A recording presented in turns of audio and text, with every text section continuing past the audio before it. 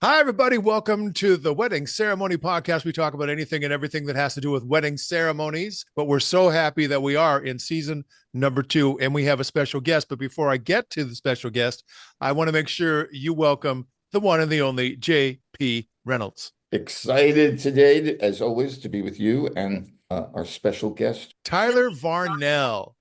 Tyler, we're so excited to have you here because you fit a different vendor category that we have never talked to in all of the previous versions. We did 325 episodes in the first season. And so we never talked to a musician. So Tyler, tell everybody where you are and what you do. Yeah, you got it. All right, I'm surprised. I'm surprised and honored to be the first musician. So thank you. My name's Tyler Varnell. I play saxophone. I kind of do a multi-layered thing. So I play saxophone, I play piano, and I also DJ and MC. And so usually I'm hired for the full day. My team and I, we do all three sound systems or sometimes four sound systems, all the lighting during dancing. So it's a big full-scale production now. And I was really excited to come in and talk about ceremonies because there's so many little nuances to make sure everything feels just right, and the couple is well supported and everyone can really enjoy everything. So What is your website? Where can people find you? everything's my name. You can find me on Instagram, Tyler Varnell, Varnell. My website is tylervarnell.com. Just type in Tyler Varnell, you'll find everything. There you go. And JP's wedding website is jprweddings.com. JP is also a communications coach. Thebusinessofconfidence.com is that website. My website is just my name, Clint Huft, CLINTHUFFT.com for all of the things that I do. All right. JP wanted to have you in the podcast, Tyler, because you have a different take, but you're also incredibly good at what you do. I mean, before we hit the record button, he was just going on and on about how wonderful you are and what a brilliant musician you are and how you add the energy to the ceremony. In fact, tell everybody what you told Tyler in regards to how he brings energy to the ceremony. Well, just to back up a little bit, in this second season, you and I decided that each month we would have a guest join us on the podcast. To let everybody know, you and I take turns inviting somebody. So this month was my time to invite somebody. Our go-to guest is typically an event planner. We are so fortunate to work with so many fabulously creative designers and planners. However, I wanted to expand it to begin bringing on board folks who contribute to the ceremony and who really enhance what you and I are asked to do. I look forward in the future to talking to photographers, love to bring on some videographers. They maybe can tell me how I could look better. Certainly, music is so integral to this ceremony experience. I sadly do not play a musical instrument.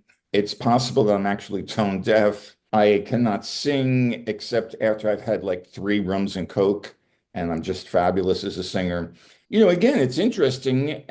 Each one of us in our own capacity, we see a lot. We see the good, the bad, the ugly in the world of weddings, and for us, Clint, you and I, in the world of ceremony. And I am always excited, Tyler, when I see that you and I are part of the team. You as a sax player elevate the energy, and it allows me to tap into that energy and heighten my own energy that I bring. And I'm also fascinated because you're the only sax player.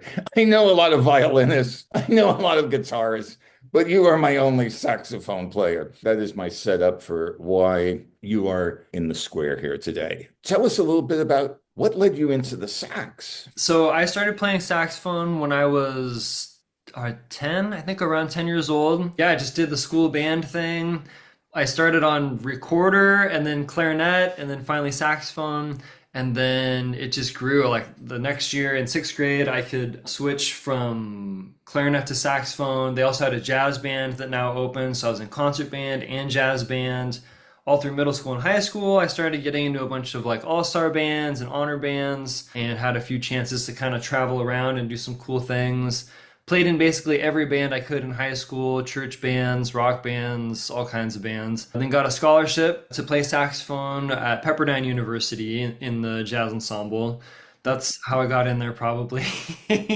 And went from little town Arlington, Washington to Malibu, California, and my eyes were opened to holy smokes, all of these beautiful girls are walking around in sundresses, and I just felt it's like a fish out of water. I actually met my wife there, and then we settled in here. I switched around majors, ended up graduating with a degree in finance, went into some startup stuff, went into real estate for a while. And then in my mid to late 20s, I basically had like early life crisis or whatever, was like, man, I'm not really playing music at all anymore, casually with friends here and there, or, for church here and there.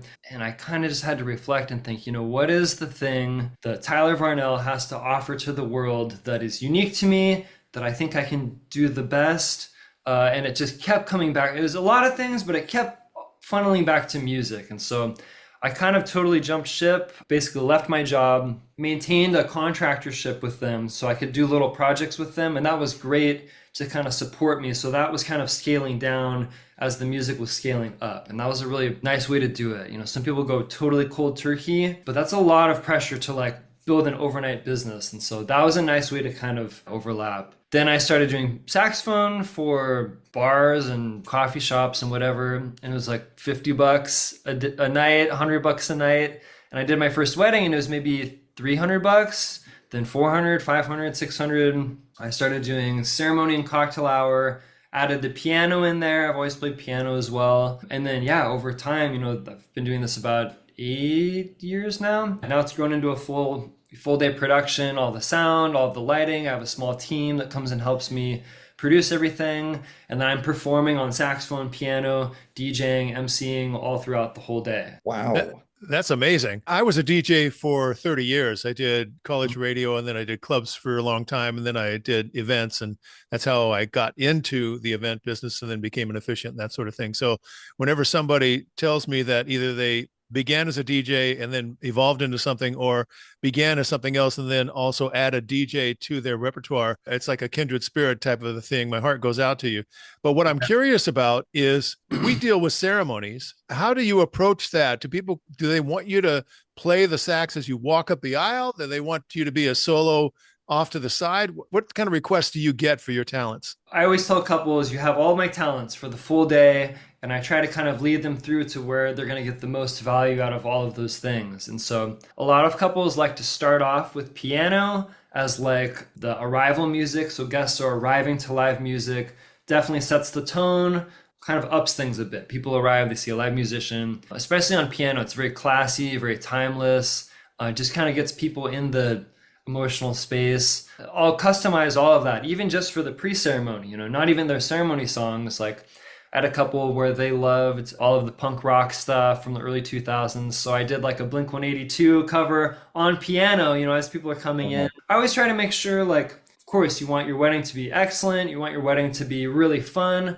But I always hope that my couples can say, wow, that was so us. Like everything felt like us, even down to those first songs as people arrive. So what I have loved, when you're on the sax, you come down the aisle and you're either leading the groom or you're leading the bride and her escort, or it just, for me, has that Mardi Gras feel. I love it when you're doing that processional, or if they have you doing it at the end of the ceremony and it's the recessional and you're just leading everybody out, and the energy, it's electrifying. Yeah, the saxophone definitely has much more voice. It's actually really similar to the human voice. And I think that's why people like it so much. They really respond to it a lot.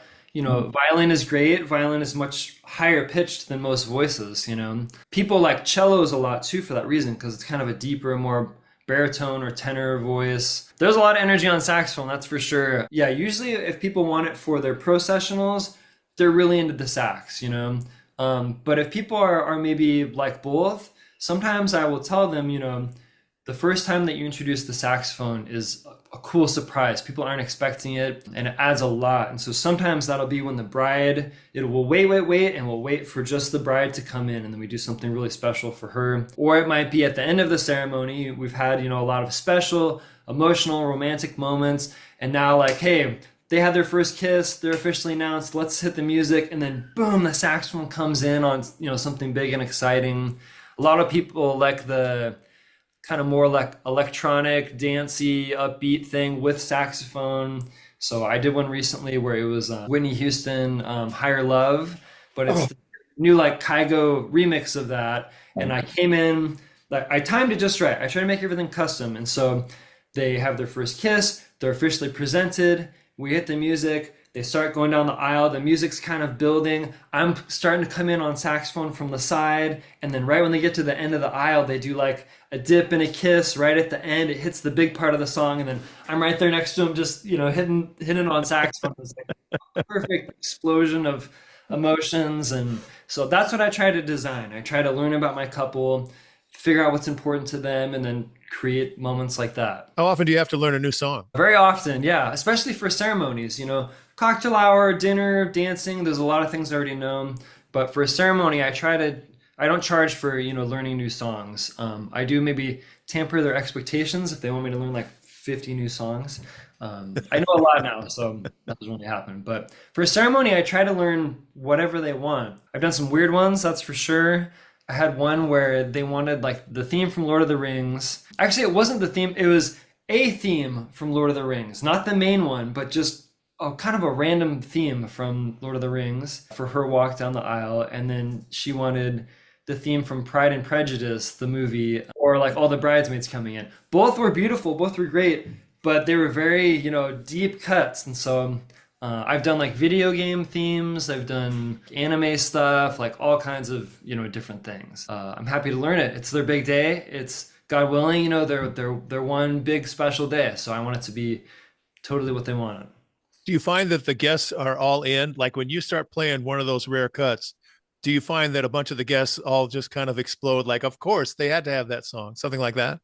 I I just had a couple in Mexico actually. They didn't want this for like their walk down the aisle, but they wanted it as the last song right before we start the ceremony. And it's their big inside joke with all their friends. It's a song called Dick Down in Dallas. It's a country song and it's really inappropriate. It's about this guy who's basically worried that his girl is out messing around with all these other guys. It's a pretty funny and inappropriate song. So I cover that on piano and I could hear people start like laughing and kind of whispering and stuff. And I looked up and I was kind of giving them the nod like, yep, we're on the same page. And of course I DJ'd the whole thing as well.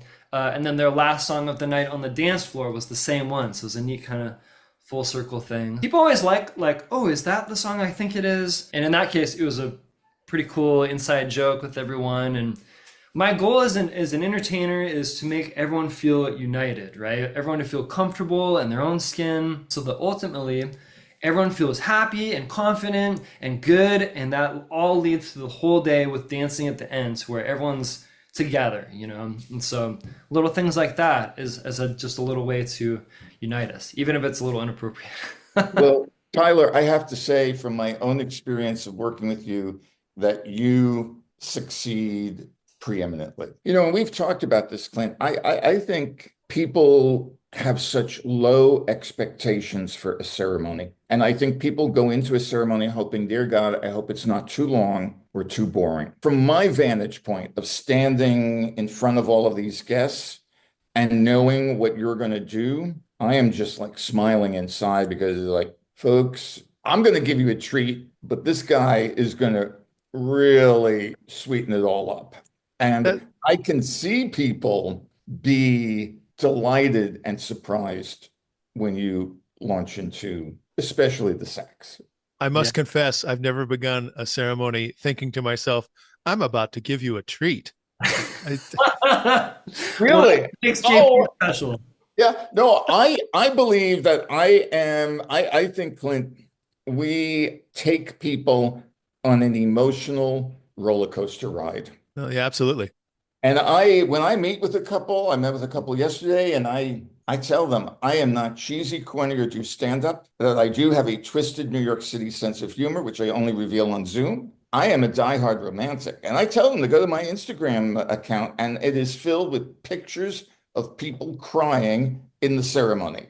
And I take pride in those photos. It is, yes, I am here to slay you. I find you, Tyler, to be a fellow emotional slayer. I'm gonna put that on my business card, fellow emotional slayer. Yes, yes. Yeah, I mean, the whole goal is, and even from a production standpoint of like, I've been to ceremonies where no one can hear the officiant, no one can hear the vows, no one can hear the quiver in the voice of the groom as he's delivering his vows. And so I train my team of like, hey, like the speakers need to be set up in a certain way, the microphone needs to be done a certain way. We'll coach up if we have, a non-professional officiating, and we'll teach them that, hey, the microphone needs to be about this close. We'll hook them up with lapels if they want. We really prefer the handhelds because they sound way better.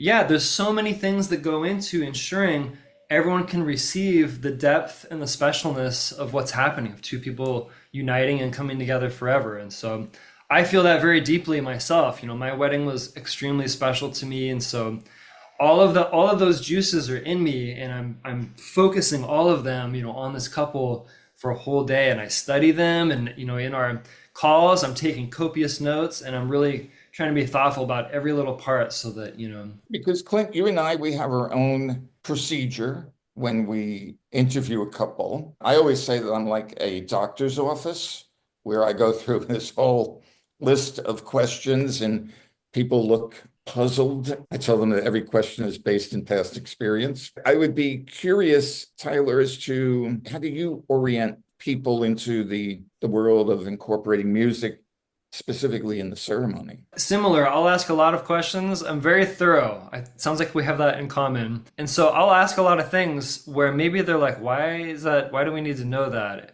And that's ceremony, cocktail hour, reception, dancing. It's the whole day. Would be an example of a question where they would wonder, why do we? This isn't ceremony, but for like reception, I'll ask like, is it a buffet or is dinner served, like that? That's a big deal. That affects the way that I'm going to, direct people what's next during the reception. And I'll have a conversation with the planner and say, hey, usually it's plated, but let's say it's buffet. Do you want me to announce table 1, table 2, table 3? I would perhaps suggest, if we have someone from the catering team or the planning team to go and dismiss individually, that prevents me from having to sound like an auctioneer for the majority of the reception. Little touch points like that. I try to coach the couple to like walk slowly down the aisle, or I'll coach if they're coming from an angle. Let's say, the aisle's like this, and the bride is coming from an angle, she's coming around. I might encourage them, consider pausing with your dad. If you're walking down the aisle with your dad, pause at the beginning of the aisle, because this is the first moment where you and your groom get to see each other, and you get to have all your friends and family surrounded by you, and like maybe take a pause there. Your photographers will love an extra moment for you to pause with her as well, and soak in that last little walk down the aisle. Because I've had some brides where they will just book it to the front, and I'm maybe 15 seconds into the song, I just finished the intro and they're already up front, and so little things like that where I'm thinking, well, how can I help coach you to enjoy your day and experience your day on a deeper level? Same thing with on the exit. I'll coach them, hey, if you want, pause at the end of the aisle again, do like a dip and a kiss or something like that. Photographers will love it. Everyone will love it. Everyone will cheer. It's going to give you a nice boost of adrenaline, hearing everyone cheer as you're kissing your significant other at the end of the aisle. And so, yeah, all these little touch points like that. How often do you work without an event planner? Because it sounds to me like you're real hands-on in regards to kind of orchestrating the flow of the entire day. Do you normally fall into that role, or do you work in tandem with an event planner and they acquiesce to your expertise, or how does that work? So I'll decide all of the songs with the couple on a planning call. It's usually about 5 or 6 weeks out. Some people do that 2 weeks out, but for me, since I'm doing it all live on either piano or saxophone, I need more time to prepare and learn all the songs, so about 6 weeks out. Sometimes the planner's on that call, usually not. And then it's just really important that the officiant, the musician, and the planner are all on the same page, because they're sending people out at certain times. I'm transitioning songs at certain times. The way that you guys are going to start the ceremony and finish the ceremony, those are all important. I'm conflicted because it's always nice working with a professional. I also see the value of, uncle or their grandpa or, their aunt or someone special to them doing the ceremony. Like, I understand that. But I definitely have to coach them more. In fact, it's on my checklist of like the morning of, I will text them and say, hey, so excited for your officiating today. My name's Tyler. I'm going to do this, and that today. I'd love to just jump on a 10-minute call. I'll be playing piano 30 minutes before the ceremony, so I won't be available to chat then. It'd be great to just sort out things beforehand. And so, are you going to go up front and make an announcement? Hey, welcome everyone. We're so excited to have you. Just a quick reminder from our bride and groom. We'd love you guys to keep your cell phones in your pocket. Please silent them. We don't want any noise distractions during the ceremony. And we just would love for you all to be present and with us. We're so excited to have you. Let's begin. Something like that, where I can coach them up to say that gives such a nice start to the ceremony, because I've had it before. In fact, I had a wedding at Vibiano. It was a gorgeous, huge cathedral wedding, and I'm playing piano, and the songs that they chose were also on piano. So pre-ceremony vibes is piano, and then I get the thumbs up from the planner, like, hey, let's go ahead and do the first song. And so I start playing their first song. I turn up the volume a little bit just to give a little more presence.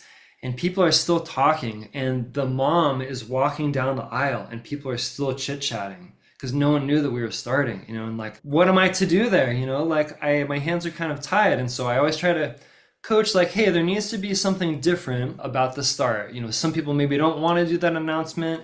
Maybe some people are part of the processional as the officiant. And so that was a shotgun list of a lot of the things I think through and talk about. I said a couple of episodes ago that I had to say, shh, and that got everybody's attention and they all shut up and sit down. Yeah, JP got a big kick out of that. The other thing, though, is that I like is JP and I have worked with a wide variety of professionals, and sometimes that's in quotation marks. And I love that you're going to handle everybody professionally. I think that's key. I love the fact that you're going to consider them a professional.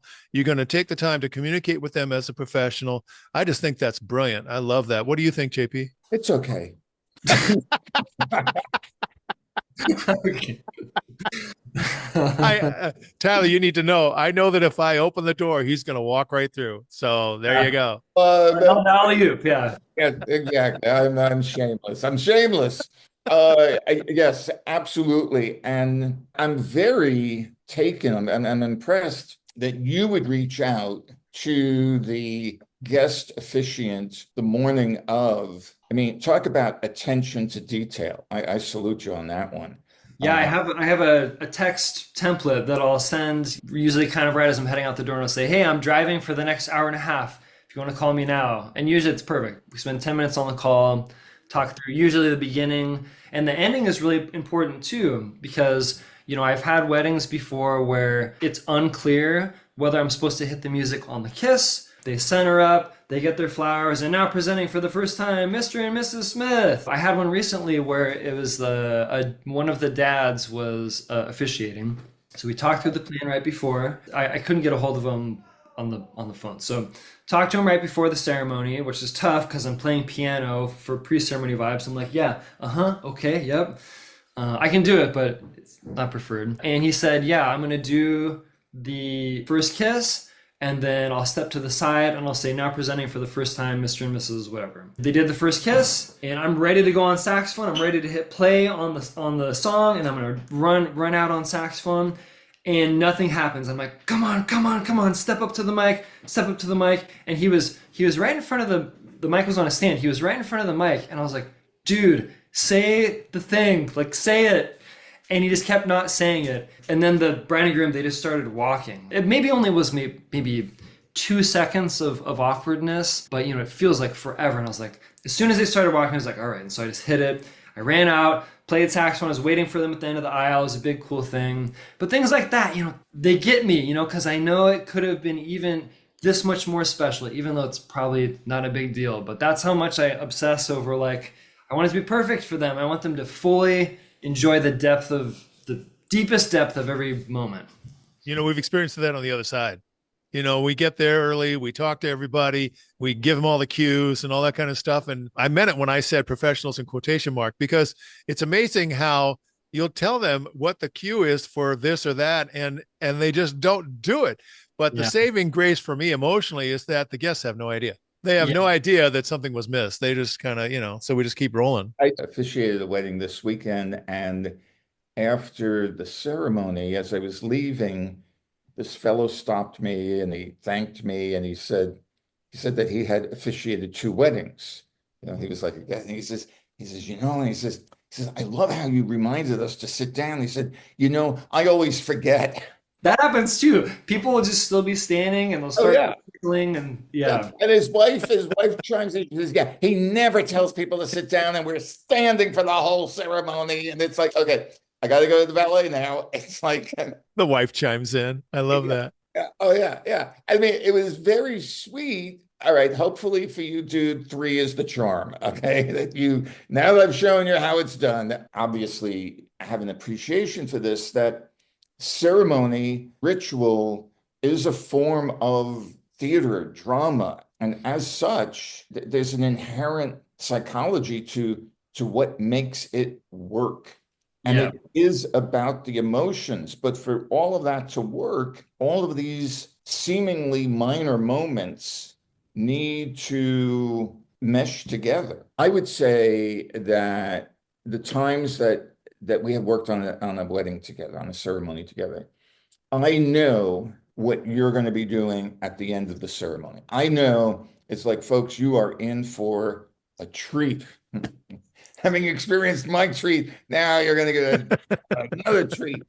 I will admit that when I know you're there, I think that I dig even a little deeper and heighten the energy and the anticipation in the manner in which I pronounce and present the couple. I really want that, when I say, now you may kiss, and we do it a little different. You and I do it differently, Clint. I pronounce and present at the same time, so I don't separate it, so that my last words are, now you may kiss. And I know when I say, now you may kiss, you are just going to blast them. People should be truly sent up the aisle. I am always disappointed when people are like limping up the aisle. It's funny because I'll tell them again on your exit, again, try to walk slow because you're gonna have a surge of adrenaline, as soon as the music comes in and you kiss and all of that. Try to soak it in and enjoy everyone around you as you walk out, because sometimes they just scoot. They get a little shove with the music, and that's a good point.